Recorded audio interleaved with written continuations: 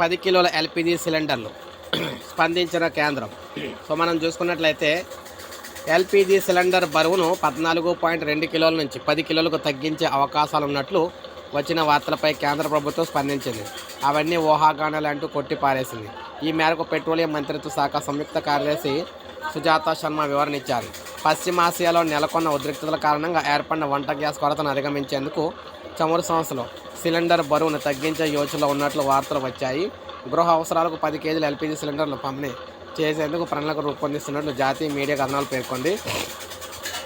ప్రస్తుతం గృహ అవసరాల కోసం 14.2 కిలోల ఎల్పిజి సిలిండర్లను పంపిణీ చేస్తున్నారు.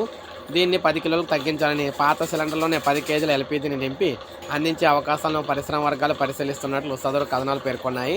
గృహ అవసరాలకు సిలిండర్ల కొరత రాకుండా చూసేందుకు ఈ వ్యూహాన్ని అమలు చేయాలని ఇంధన కంపెనీలు యోచిస్తున్నాయన్నమాట.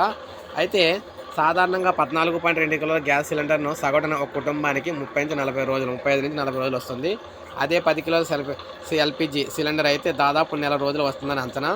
సంక్షోభ పరిస్థితుల్లో పంపిణీ అందరికీ చేరేలా ఈ మార్పులు చేయాలని భావిస్తున్నట్లుగా ఈ ఉదంతం వార్తలు రాగా, అలాంటిది ఏమీ లేదని తాజాగా కేంద్రం అయితే క్లారిటీ ఇచ్చిందనమాట. సో ఎవరు భయపడొద్దు.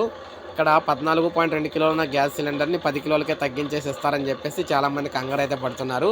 అటువంటి అయితే ఉండవని, మామూలుగా ఇప్పటి వరకు ఏదైతే ఇంట్లో వాడుకునే గ్యాస్ సిలిండర్ ఉందో అదే సైజులో అదే గ్యాస్ అయితే ఇస్తామని చెప్పేసి కేంద్రం చెప్తుంది. కాకపోతే కొంత కొరత వరకు ఉంది కాబట్టి కొంతవరకు నెల రోజులు దాటితే కానీ బుకింగ్ అయితే అవ్వదన్నమాట. సో ఇది మనకు అప్డేట్. ఒక లైక్ చేయండి, సబ్స్క్రైబ్ చేసుకోకపోతే మన ఛానల్ సబ్స్క్రైబ్ చేసుకొని ఫాలో అవుతున్నాను.